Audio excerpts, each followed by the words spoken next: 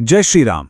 आज बात करेंगे ओवर थिंकिंग की, मतलब ज्यादा सोचने की आदत की, और जानेंगे कि इस चक्र को तोड़ने के लिए हनुमान जी से मिली एक बहुत पुरानी लेकिन उतनी ही शक्तिशाली सीख क्या है।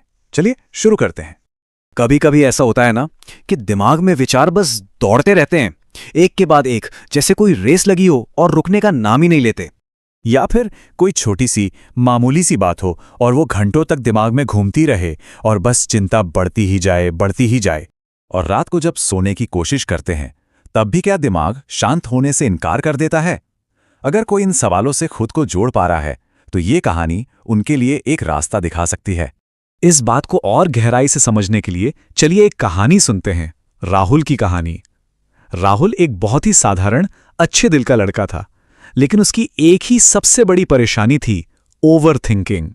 देखिए, राहुल के साथ होता क्या था, वो हर छोटी बड़ी चीज पर जरूरत से ज्यादा सोचता था।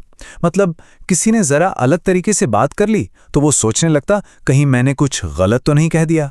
बॉस ने अगर किसी बात पर डांट दिया तो बस पूरी रात यही सोचता कि अब तो नौकरी गई। दोस्त ने मैसेज का जवाब देर से दिया तो पक्का मान लेता कि वो उससे नाराज है। और धीरे धीरे ये आदत उसकी पूरी जिंदगी पर कब्जा कर रही थी।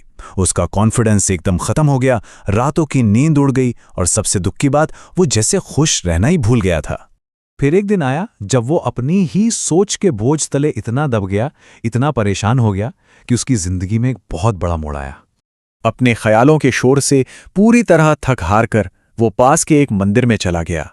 वहां एक अजीब सी शांति थी और ठीक सामने हनुमान जी की एक मूर्ति थी। बस उसकी आंखों से आंसू बहने लगे और उसने मन ही मन में प्रार्थना की, हे बजरंगबली, मैं थक चुका हूं, बहुत थक गया हूं, मेरा ये दिमाग ये रुकता ही नहीं है, मैं क्या करूं? और ठीक उसी पल ऐसा लगा जैसे उसके अंदर से ही एक बहुत शांत पर बहुत गहरी आवाज आई। आवाज ने कहा, अपने मन का मालिक बन, उसका गुलाम नहीं। राहुल एकदम से चौंक गया। उसने इधर उधर देखा पर वहां तो कोई भी नहीं था। और उसी एक पल में उस आवाज ने राहुल को हनुमान जी की सबसे बड़ी ताकत का एहसास कराया। और नहीं, वो ताकत सिर्फ उनके शरीर की नहीं थी। हनुमान जी की असली सबसे बड़ी शक्ति थी उनका नियंत्रण मन। एक ऐसा मन जो उनके काबू में था। जरा सोचिए, जब उन्हें वो विशाल समुद्र लांघना था, क्या मन में शक नहीं आया होगा? जरूर आया होगा, लेकिन उन्होंने उस शक को खुद पर हावी नहीं होने दिया। लंका में हजारों राक्षस और मुश्किलें थीं, पर उनका ध्यान सिर्फ और सिर्फ अपने लक्ष्य पर टिका रहा। यही थी उनकी असली शक्ति। तो यहां समझने वाली बात यह कि ओवर थिंकिंग कोई बीमारी नहीं है, ये बस एक अनियंत्रित मन की निशानी है। एक ऐसा मन जो हमारे काबू में नहीं है।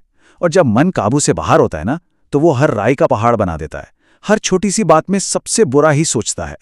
खैर, उस अंदर की आवाज ने राहुल को मन को काबू में करने के 3 बहुत ही शक्तिशाली तरीके भी बताए। चलिए देखते हैं वो 3 कदम क्या थे।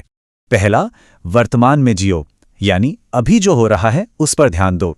हनुमान जी हमेशा प्रेजेंट मोमेंट में रहते थे। दूसरा, सिर्फ सोचो मत, एक्शन लो। ओवर थिंकिंग की जड़ ही है इनएक्शन। जब हम कुछ करते नहीं तभी दिमाग फालतू सोचता है।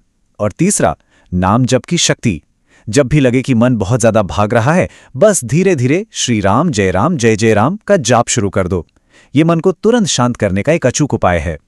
बस राहुल ने इन 3 बातों को अपनी जिंदगी का हिस्सा बनाना शुरू कर दिया, और जो बदलाव आया वो सचमुच कमाल का था।